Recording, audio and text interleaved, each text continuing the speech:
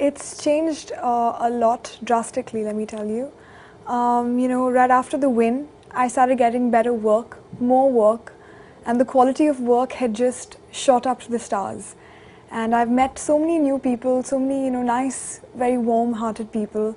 I've got to travel the world, see more places, you know, get a taste of different cultures and traditions, which is very satisfying for me.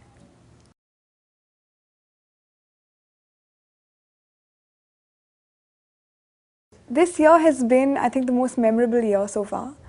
Um, like I said, my traveling, and I love traveling. So for me, seeing different parts of the world, experiencing new things, learning something new every day about a different place or a person or anywhere I'm going, gives me joy. And so for me, this year has been very different. I have to be very careful of the things I do because I'm catering to the needs of my audience, and so that way I'm a role model for a lot of youngsters, and being my best, everywhere I go, uh, I think that counts the most.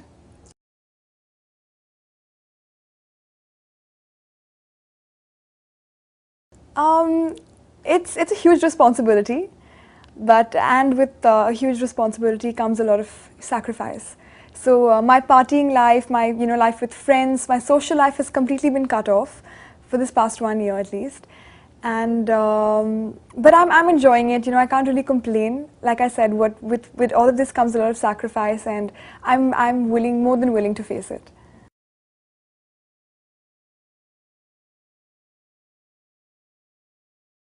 Uh, Basically, I'm currently working on the lake cleaning campaign in Bangalore, from Bangalore rather, and the initiative of this was to go local, just to start off in Bangalore, go national, and then head international.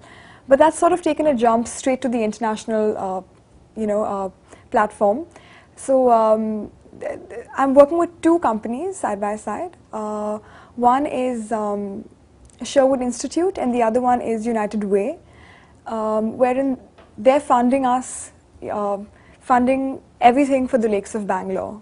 Basically, Bangalore used to have about 270 odd lakes, I'm talking about 30 years ago. And right now, the current status of our lakes, we have about only 81 existing lakes left, out of which a couple have already been started. We've already started working on 21 of them, and it's expanding slowly but surely. And it's going to be a slow process. It's a long-term goal, about 3 years minimum. We're looking at that sort of a figure. We have different people on board, like engineers, ecologists, environmentalists. We're looking at the beautification part of it, in terms of what plants will attract what species of birds and butterflies. So that way, there have been new species of birds that have come into certain localities, and the people are very happy, and they take their lakes very, very seriously. It's very important to everyone.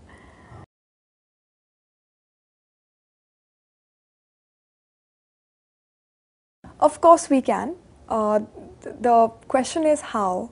Now, each of us, whatever we do on a day-to-day basis, kind of affects the environment in several ways, in drastic ways. And if all of us hold hands, if all of us create awareness amongst ourselves, if how we are talking right now, if you were to talk to people in a social gathering or a couple of your friends about it, they'll pass it on to their friends, and then the news further spreads.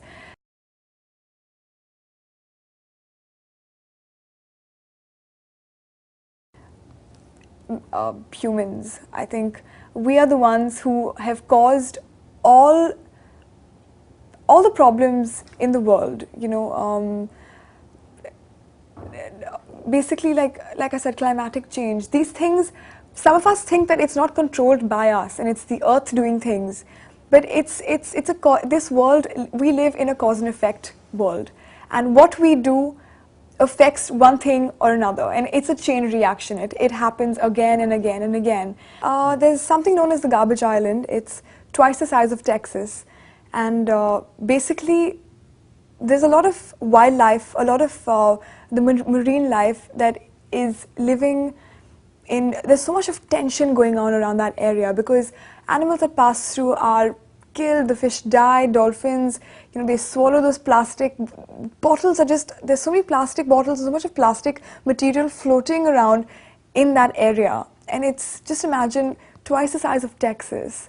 It's a little alarming. I don't know, people have been working on it for a couple of years now, and it's too big to just pick up and get rid of. And like I said earlier, there's a lot of marine life that is living in danger right now, and it's something I think we should all take very seriously. I'm not talking about littering the Pacific Ocean, but starting off with the lakes around you and just respecting nature. It's your home, this is Mother Earth, and what we give to planet Earth, she will give back to us.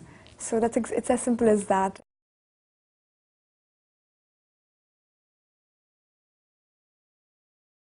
I think it's getting there. I think every country, has its own beauty, and then it has its own baggage.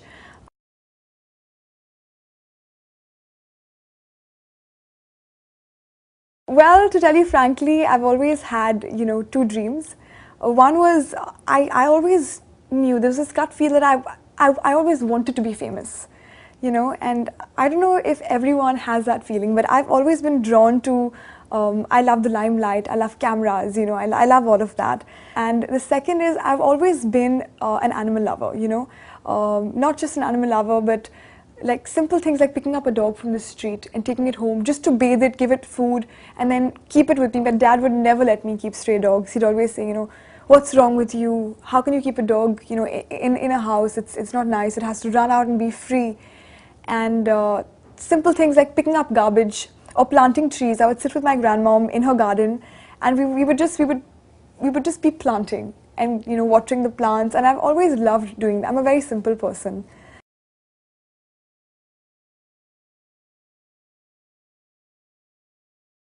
Other than modeling, after my reign ends, I'd like to continue doing what I'm doing now. It's what gives me happiness.